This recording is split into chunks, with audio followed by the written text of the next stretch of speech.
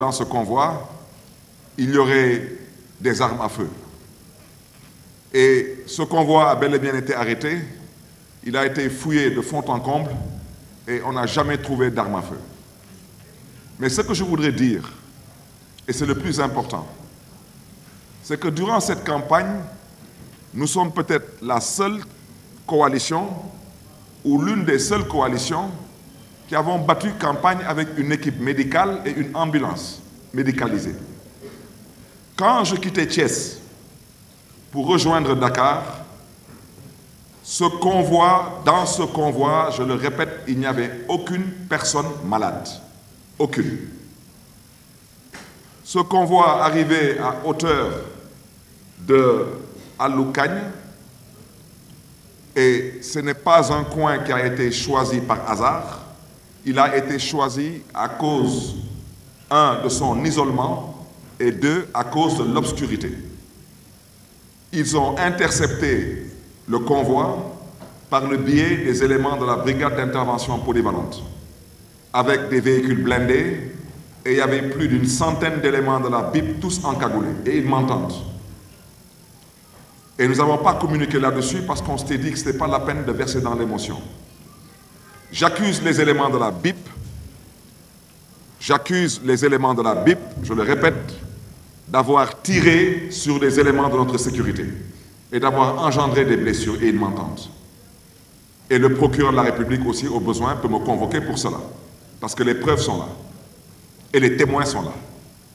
J'accuse les éléments de la BIP d'avoir agressé les éléments de notre convoi, particulièrement les éléments de notre sécurité, avec une violence inouïe et une violence inacceptable. Seulement, je le répète une fois de plus, parce que le prince aurait, semble-t-il, dit que le ministre de l'Intérieur ne faisait pas son travail.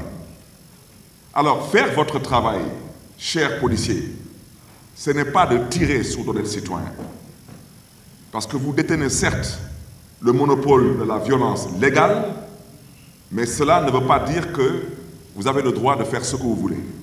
Vous n'avez pas le droit de tirer sur d'honnêtes citoyens désarmés. Vous n'avez pas le droit de maltraiter et surtout pas le droit de torturer d'honnêtes citoyens. Et c'est suite à tout cela que certains de nos éléments de sécurité, et je rappelle qu'il n'y a pas que Bassirou Diop actuellement qui est souffrant. Aujourd'hui, à l'heure où je parle, apparemment l'administration pénitentiaire s'est ressaisie entre-temps, et nous avons certains de nos éléments qui ont été aujourd'hui conduits à l'hôpital de Saint-Louis.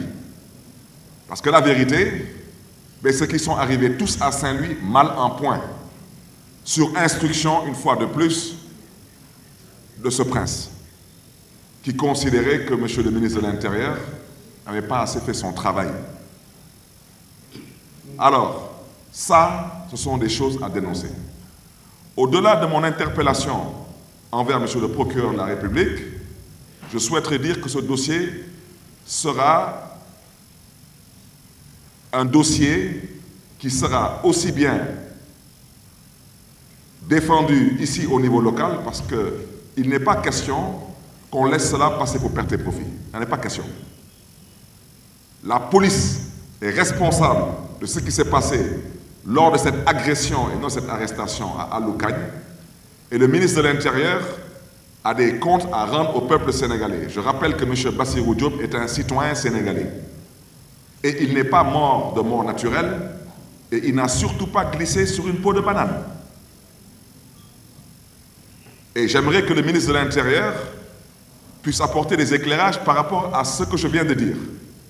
Au nom de quoi et pourquoi la police a tiré sur nos éléments de sécurité? Au nom de quoi et pourquoi? Seulement pour plaquer les gens au sol, il fallait utiliser, à la limite, des techniques qui relèvent des arts martiaux pour maltraiter les gens et torturer les gens. Et ensuite, vouloir se comporter comme si on n'a absolument rien fait. Non, je suis désolé. Vous êtes responsable de cette mort. Et à l'international aussi, ce qui devra être fait le sera.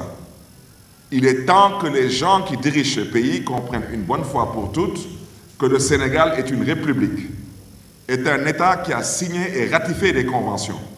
On ne peut pas tuer comme on veut dans ce pays et on ne peut pas faire ce qu'on a envie de faire.